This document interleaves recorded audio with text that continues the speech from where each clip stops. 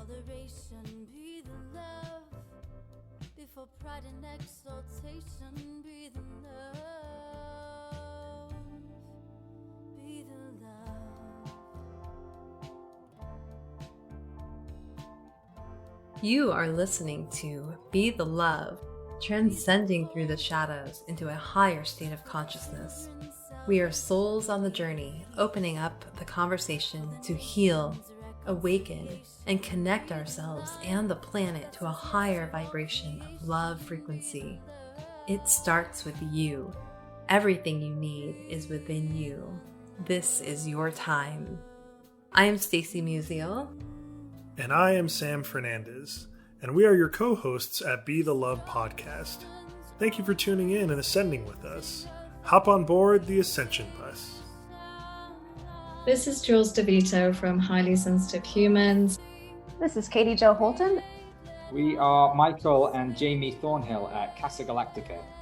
This is Tara Jolly. I'm Anna Anderson, and you are listening to Be the Love podcast. Hello and welcome to another episode of Be the Love, transcending through the shadows. I am Stacy Musial, your host and soul on the journey. And thank you so much for tuning in this week.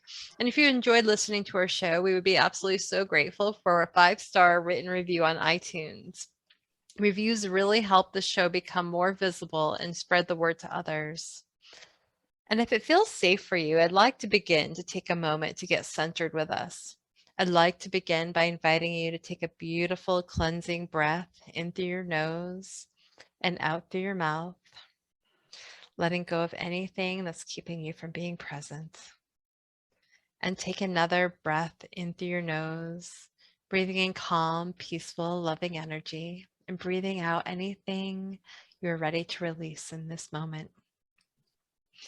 And take one more breath in through your nose, breathing in light and love for yourself, and breathe out that light and love and sending it back to all of humanity, remembering that you always, always have your breath to come back to. Today we have Brenda Carey back here again with us. Brenda is passionate about creating inspiring yoga classes and workshops to connect students to a meaningful and heartfelt experience. She teaches a variety of styles of yoga and meditation while often incorporating Ayurveda, yogic philosophy, spirituality, Native American teachings, sound healing, and Reiki. She is the owner of Sacred Path Healing, Yoga, and Reiki. And her intention is to serve the community to be mindful and authentic creators. So thank you so much for being back here with us again today, Brenda.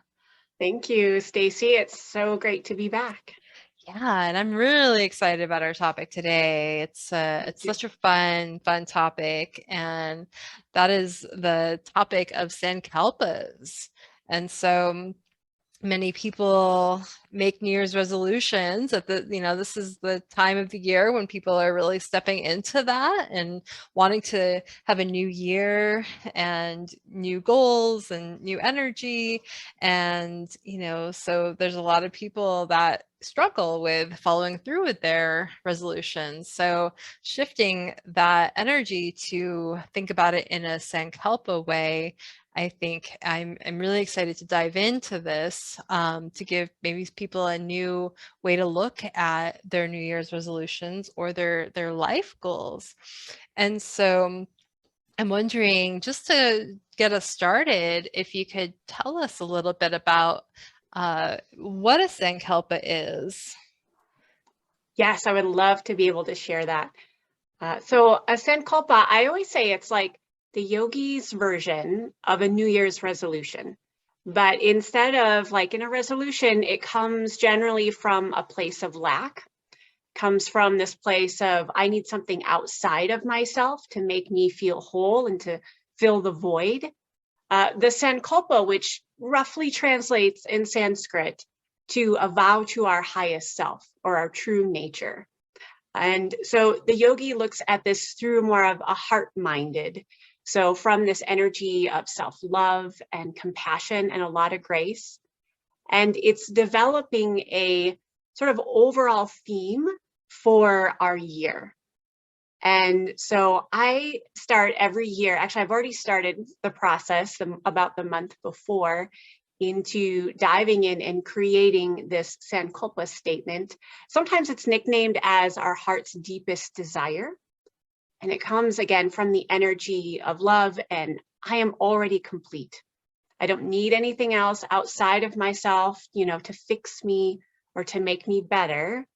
But it comes from this place of I am, and then we get to set what that is. And that can be so, so powerful, especially at the beginning of a new year or any kind of new endeavor, but definitely at the beginning of a new year is a great time.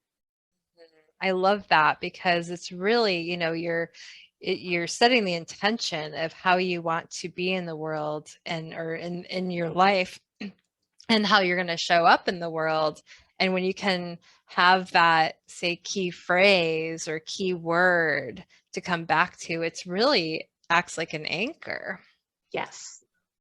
Yes, very much so. I usually memorize my Sankalpa at the beginning of the year. So anytime I do come into a decision that needs to be made, I just ask myself, does this particular purchase or person or anything that's coming in from the outside, does it align with that same energy as my Sankalpa statement? And it makes it so much easier to make decisions, because we get bombarded with just too much. I mean, just so much information, all the different things we could purchase. And so I really take that into consideration and really focus on, does this product, does this service align with my Sankalpa of what I want to, bring to the world?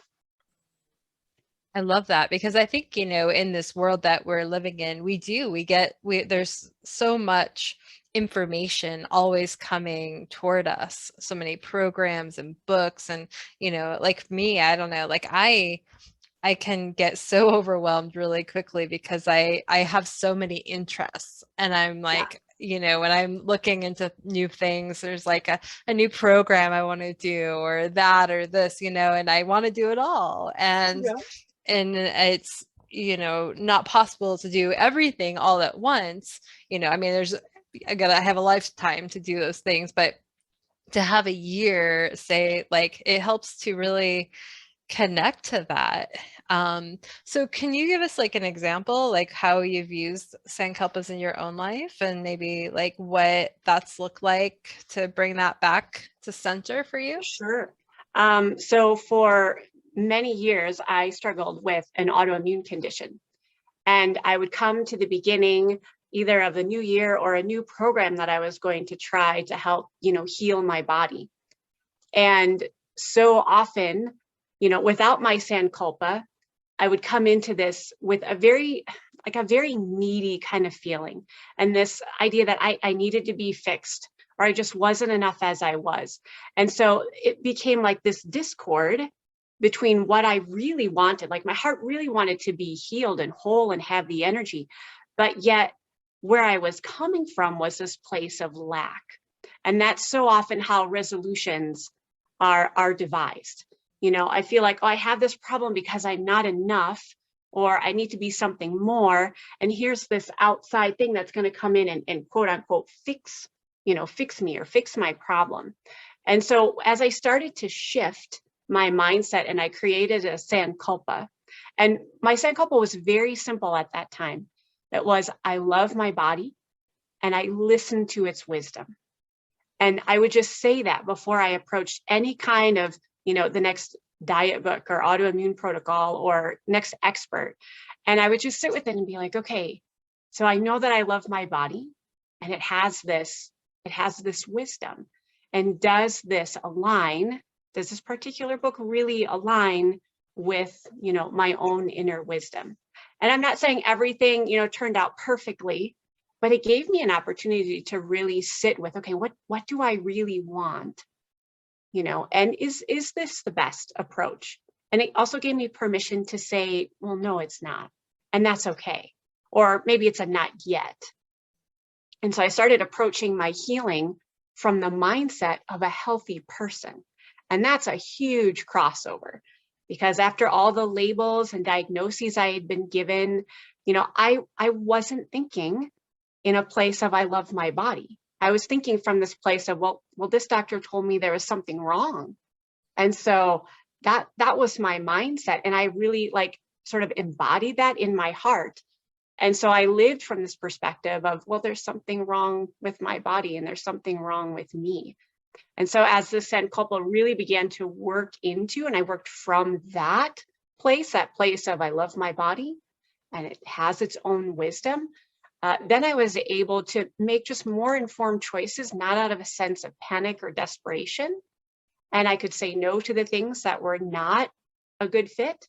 And then I brought in people or, nutrition plans that really did resonate with me. And I saw much quicker results when I gave myself that permission and thought from the mindset of a healthy person. I think that's just such a beautiful shift, especially, when we do think about, say, New Year's resolutions, and, it does come from a place of lack.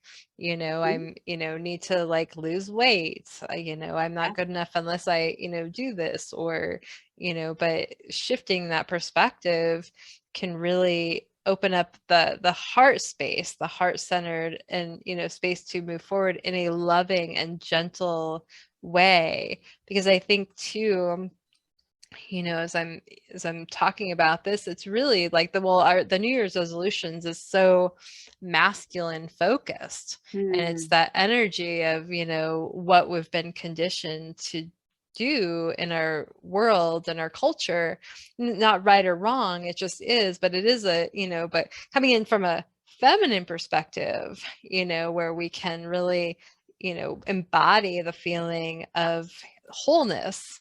We're already whole, even if we, even if we don't, say, achieve that goal or get to where our mind, our ego, or, the says we have to get to, but we're coming back to that place of wholeness. And that's just such a more heart-centered, embodied approach that can be just so much more loving. Yes, I love that. Yeah, it's a much more feminine approach, and it comes from more of a feeling. Like I always say, we need to have our heart set before our mind set. The heart has to just feel it. Like I would just imagine myself in this healthy body, even though the symptoms at that time weren't presenting that way. But I would just have this feeling of gratitude and love for my body and all the amazing things that it did. And once I lived from that feeling, the heart set became my mindset. And then it was amazing. It was like synchronicity comes into play, and the right person came into my life that I needed to hear to help me on my healing journey. And the right book came from 2 or 3 different places. And so those things just all fell into place because my heart was there. And so thus my mind could see it finally. Which, tells me, too, about, just the power of the alignment and synchronicity. When your heart and your head are in alignment with each other, those synchronicities are going to happen. Those right people are going to show up, and we're going to recognize it a lot quicker.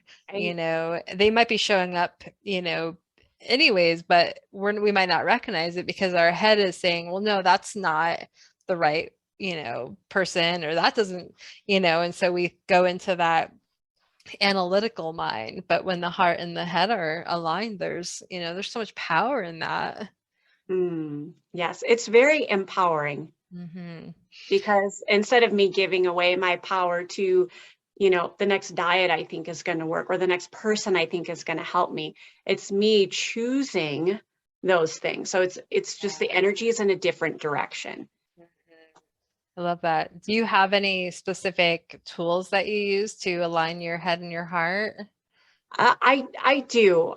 For me, putting in my planner, because how often do we say, oh, I'm going to set aside some quiet time for myself, and then we don't do it because, life just takes us on a journey. We get distracted with this. And so I try to I put it in my planner. of like, I space out some time to have some quiet, usually when my kids are gone or at school, so I don't have that distraction.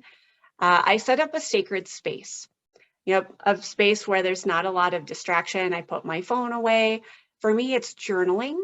I do some like just really brief meditation, light a candle sometimes, and then I do start journaling out. And sometimes it just starts as this free flow.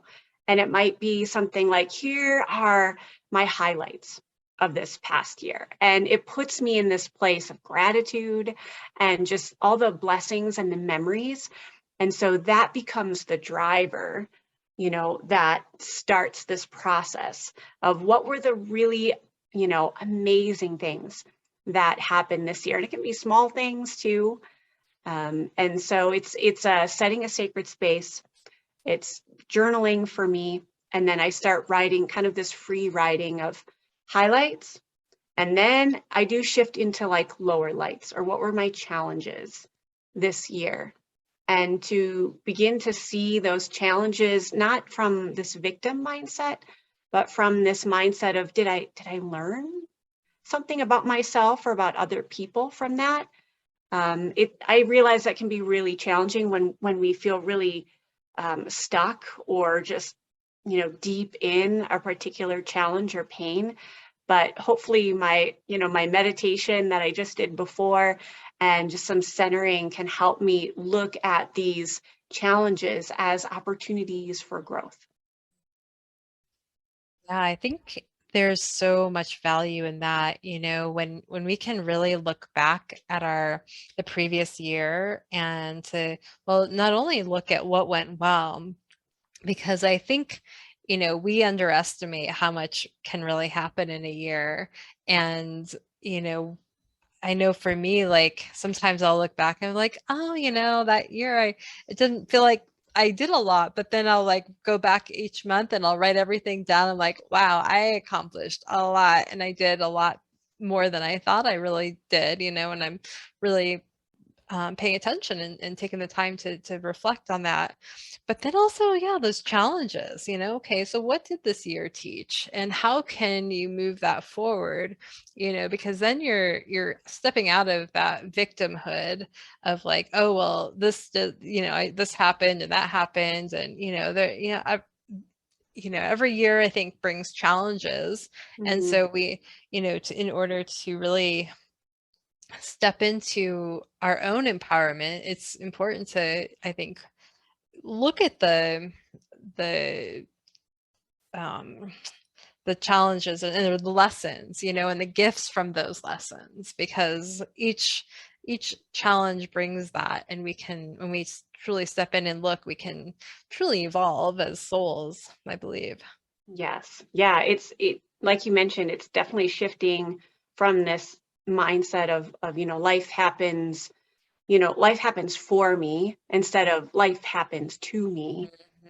And once we kind of make that shift and look at those lessons that might have come, and even if they haven't come yet, to know that they can be used for maybe a higher purpose than what we realize at the time.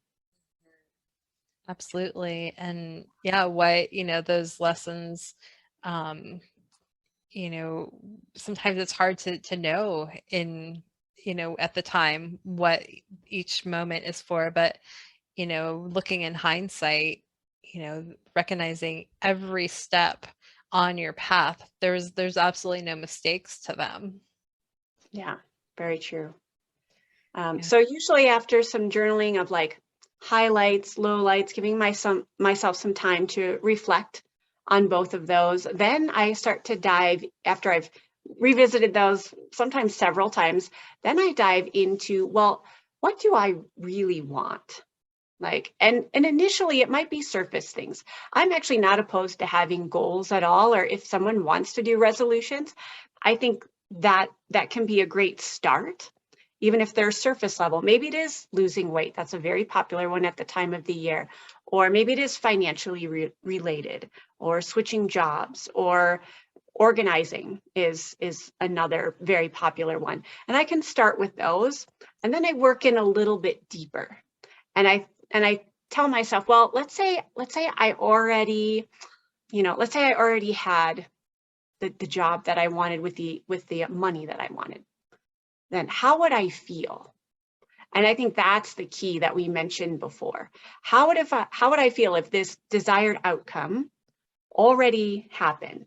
And then those feeling words, these like deeper yearnings, I call them, that starts to formulate this Sankalpa, because that gets the heart involved. So instead of it just being like a rational mind thing, it starts coming from this, deeper well of compassion and gratitude.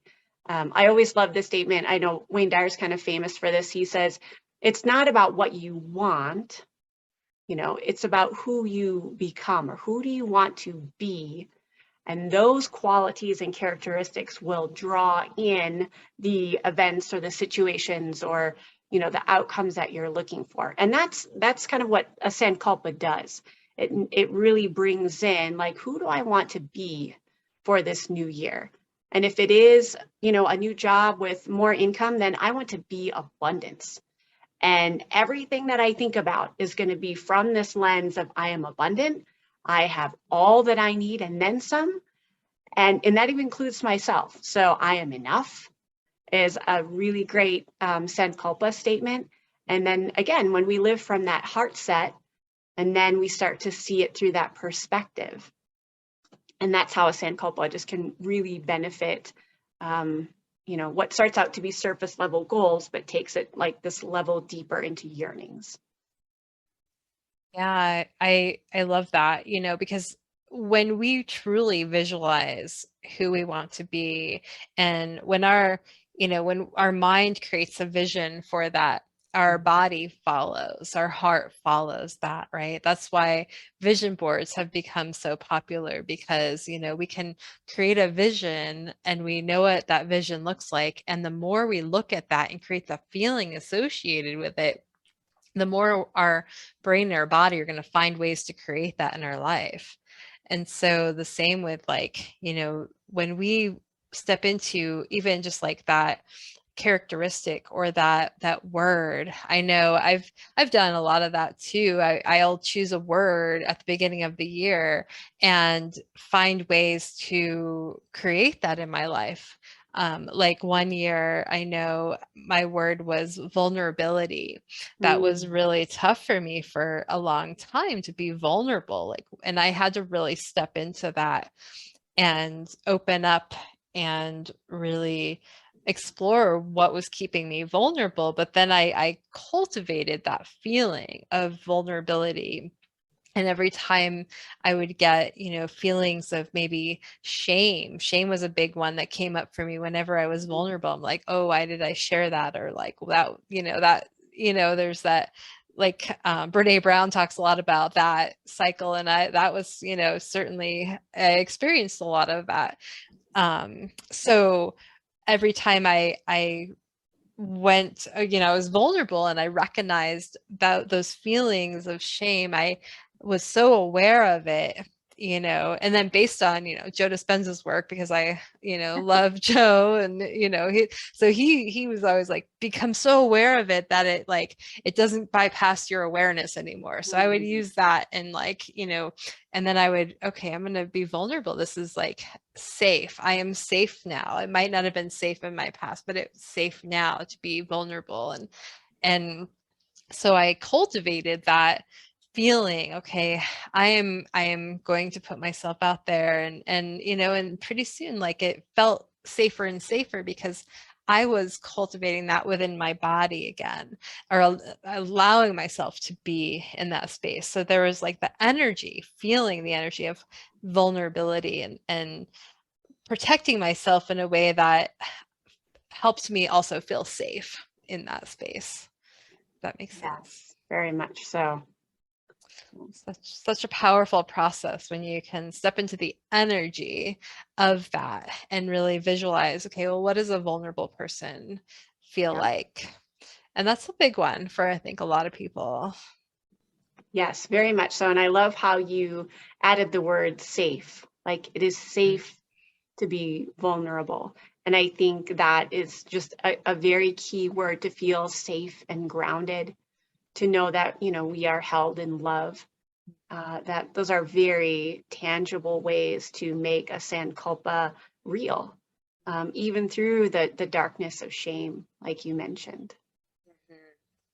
Yeah, and you know, so making these sankalpas, you know, or creating them, and the maybe having that word, like what you might want to create, there might have been, you know, some messages, you know, you received at, you know, growing up or over the past, you know, years, that maybe that word is something that hasn't been safe, or you know, whatever that might be, that, you know, body healing, has it been safe in the body to feel safe, you know, and so working through that energy of what that would be like to move through that energy.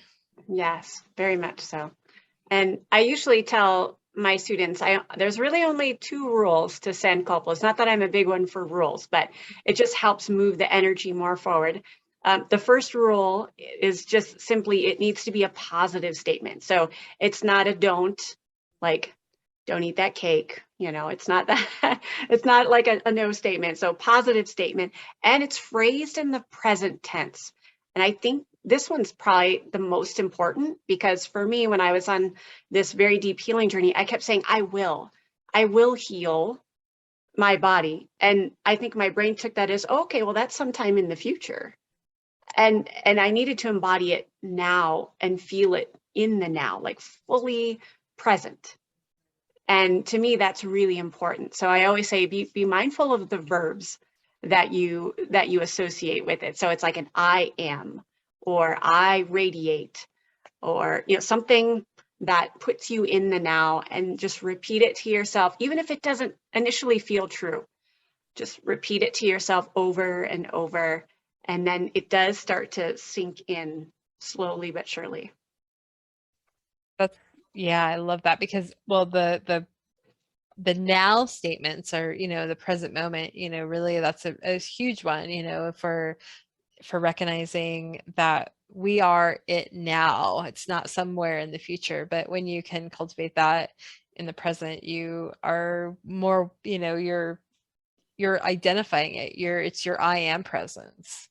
And I think that's really important. But I love those words, that I radiate. I mean, just think about the power in that word, and how that, you know, when you really step into that energy of radiating something, like how that magnifies and manifests for you. That's, you know, just for me, it's just like, I'm like, wow, that's a really powerful word.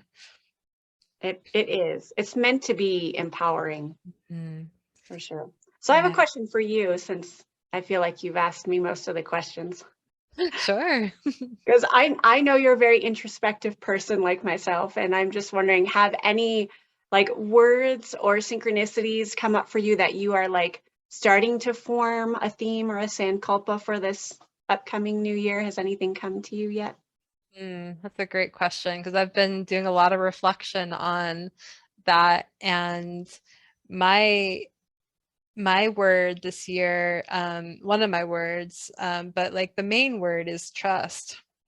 And trust, you know, trust that like I'm in alignment, trust that I am creating what I want in my life, trust that things are unfolding in the way that is divinely timed, trust that the things that I'm wanting to manifest are, you know, are going to be divinely timed, you know, and recognizing that, you know, God's delays are not God's denials, you know. So trusting that the process, I am in process right now, I am in the flow, and things are going to come to me, and I'm going to trust my body's wisdom. I'm going to trust that I am in the right place at the right time, and the right opportunities are going to come to me, and I'm going to know, I'm going to trust myself to take that opportunity to step into the opportunity that is right for me. Yeah, see, and that's what I love. Like that came from the heart. Like you didn't rationally think out like, well, this time I'm going to do this, and then I'm going to do this, and then I'm going to, it's just like bubbles up from the heart. And that's the essence of a Sankalpa. It's like, here it is, and it just comes out of this really beautiful space. So thank you for sharing that. Yeah, thank you for asking. I think it is definitely very heartfelt, very, I've been, on that journey, and it's like I've been trying to just work with that energy, and stepping into that, like I am in the right place at the right time. And so I think it's just like, trusting the heart knows, and things will manifest. And so yeah, you have to trust the process of the Sankalpa too. Yes. And also know within the process, sometimes the Sankalpa, this is one of the beauties of it. Sometimes the Sankalpa like morphs or changes into something else. And I feel like this is one of the really liquid elements of a Sankalpa. Like resolutions, I feel like we set at the beginning of the year, and then the majority of the people by end of February, they're like, well, that's done, forget that, that didn't work. But a Sankalpa has a very different fluidity to it. Like it might start off something at the beginning of the year, and we work through that. Maybe, for you, like trust, and let's say you've really embodied that. And then it might come up as something else. Maybe it's a surrender process. And now, the Sankalpa has shifted and changed and moved. So I would say, be prepared that a Sankalpa isn't stagnant. Energy is never stagnant. It's always moving. It might be slow, sometimes slower than we like. It might be, even too fast, but it has its own timing, like you mentioned. And so just kind of an awareness for people like, well, I set the Sankalpa at the beginning of the year, but now it just doesn't feel true for me anymore. Did I do it wrong? And I'm like, oh no, not at all. It means you're growing and evolving. And that I think is a beautiful thing. And so go with that energy. And so oftentimes I will like regroup myself about, end of February and March, and revisit some of those questions that I like, the highlights and lowlights and those deeper yearnings. I'll revisit those from my journaling and be like, is this still true for me? Or has it shifted into a different Sankalpa statement? And I love that too, because I think it just validates, the ever-changing process. And, we don't have to keep ourselves in a box just because something, doesn't like it's not in maybe the end goal as our minds may have perceived, but the way that, our energy is moving and morphing and creating new ways to be, and it might be totally different, but to give ourselves permission to evolve and change in that way, and be okay that like it doesn't always look the way we think it's going to, but how does it feel in our hearts, and really like bring it back to the heart and where we are, and being able to revisit that. And it's that more like, like we were saying earlier about that feminine approach, of like, it's how embodying that feeling, and allowing for things to shift and change the way they need to, and kind of flowing with it, rather than having it be like this, rigid transformation goal, or it's Yeah, it's not black and white. It's not like, oh, either did it or not did it. It's that beautiful gray area in between where I'm like, well, it just kind of shifted into its own energy. As everything is, life is the only thing constant is change, right? And so true, especially at the beginning of the year, I feel. Yeah, for sure. And so I'm wondering too, like, okay, so this came up in a group recently that I belong to, and we were actually, all of us were creating Sankalpas. I'm in a tantric meditation course right now. And so, but one of the questions that came up for people were, feeling stuck in, maybe creating their intention for the year or their intention for something, there's like a lot of stagnant energy or just not feeling like they can move forward. And I'm wondering what, have you seen that with people? And if so, like what have you, what would be a good tool for them to maybe move that energy or try to get unstuck from that? Actually, you just said it. It's move. I mean, and I actually mean physically move, because I think sometimes we get really caught in our heads up about, well, I want to have the perfect Sankalpa so that, it matches my needs perfectly, and we get really cerebral about it. And again, and I'm like, no, but that's not where this place comes from.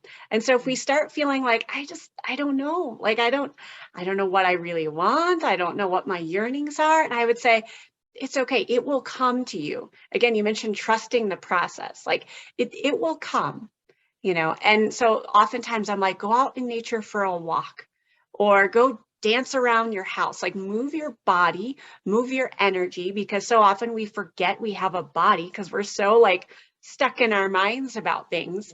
And so one of the most powerful things we can do is just like move the body, breathe deeply. Because so often when we're thinking really hard, our breath is super shallow. And so I say move and breathe, and then just kind of observe and notice. And see if a word comes to you then. And if it doesn't, no worries. It will come. Like just trust that it will arrive at the right time. And maybe it requires journaling a little bit more, just sitting with it, and just know that it comes at the perfect time. This is, I think, great advice too, because I think, this process, it's all about the embodied wisdom of our, what we want in our minds. The cerebral process, the cognitive processing is, can get in the way so much of like trying to find that perfect word or, but like when you truly sit and allow that to bubble up, something will emerge if you just let it go. And I think that's the other part, is like just letting it go and not thinking about it too much. Yeah, not to overthink it or trying too hard. Mm-hmm. Setting the intention to say, okay, I'm open to, what my inner wisdom is ready to work on. Mm-hmm. Yeah, I think that can be really powerful. But movement, I mean, like you said, I think is a really great tool. And, because life is all about moving and energy is moving all the time. And when we're stagnant, we tend to get stuck, and our bodies, need that flow again. And so I think, doing some yoga or maybe doing, running or going for a walk or nature, it's all, beautiful and can Just help that energy. something you enjoy, Mm-hmm. when it comes from this place of joy, because I mean, humans are designed to move. We're not really designed to sit for as long as we do and be as sedentary as we are. Mm-hmm. So just sort of marveling in the, design of all of the body parts that move in the amazing ways that they do. Yeah, exactly. So curious too, like what would you recommend for someone who maybe, they like to stay focused on their Sankalpa throughout the year, or like throughout the time that feels, right for them? Like what's a good way for someone to keep coming back to that? For me, I make it a daily habit. So once I feel like I have my Sankalpa set in place, I write it down on Post-it notes. And there's certain places that like my bathroom mirror, as just like literal reminders. Sometimes it's like the screensaver on my computer. I'll make a post about it on Instagram, and that's super powerful when we speak out. I mean, obviously Instagram is just more of a visual, but when we start like proclaiming it to our friends and even strangers, it just gets that energy moving forward. And it doesn't take very, very long for us to remember it. And then the key is applying it. And so once I have those like reminders initially set in place, and then I have it, committed to memory, then it's a reminder of when I do come up to a certain decision that I need to make, and I'm kind of just, on the fence about it, and trying to remember, okay, what was my Sankalpa and what was the feeling, and does it match with that? And then also have like quarterly check-ins. And again, stick it in the planner. Because if you're like me, I tend to forget, like March rolls by and I'm like, oh, first quarter's done already. Well, so I have, like, usually it's like an hour, sometimes a little bit longer, set aside to review those Sankalpa questions and come back and check in. Like, does it still feel true for me? And then also having an accountability partner is great. So if you have someone that is also on the same path and also wants to create a Sankalpa, check in with each other and just be like, hey, how was that Sankalpa you said at the beginning of the year? Is that still feel like the right one for you? And so those are just some little tips throughout the year to keep Those it. are great suggestions, because I think it's, great. I think having an accountability partner, someone that you can, talk to about it, and that also, for me, even though, a lot of times I tend to be more introverted, I think, I'm definitely in the middle on the spectrum, like, extroverted, introverted tendencies. I'm pretty balanced that way, but I find that when I talk to people about something, it energizes it too. Right. And so when you're energizing that, you're getting more excited, and you're speaking it, like you said. I mean, there's power in that. Not only are you, someone else is hearing that, but you're also activating that within yourself. So I think that there's a lot of power in that. Absolutely. And so I'm curious too, like, because you mentioned that, like, your Sankalpa from the past. I'm wondering if you wouldn't mind sharing a little bit about if have you said going through that process, you started already going through the Sankalpa process. Have you come up with your Sankalpa for this next year, or are you? That's a great question. I have a word that keeps, and actually it keeps returning. That's another one, but the word inspiration or inspire has been a very predominant word and theme that's come up for me. I haven't formulated the statement as of yet, but I know it's going to have that inspire or inspiration word in it. Because it's this expansiveness, and that's where I really want to go personally. I desire to inspire others through my own healing journey, and I've also been really reflecting on who are the people that really inspire me, and so I'm really working with that word. I haven't come up with my positive statement just yet, but be on the lookout for that, because once I know it. And it usually, comes, I post it usually around New Year's Day, shortly after. And that's when I start voicing it, because it kind of creates this ripple effect, right? Like people are like, oh, I really like that. I think I might do that for myself. And they come up with their own Sankalpa. And it's just a way to send that out into the world. I love that. Sounds really powerful and very heart-centered too. And so, yeah, I look forward to hearing about, as that manifests into what it needs to be for this next year. Yeah.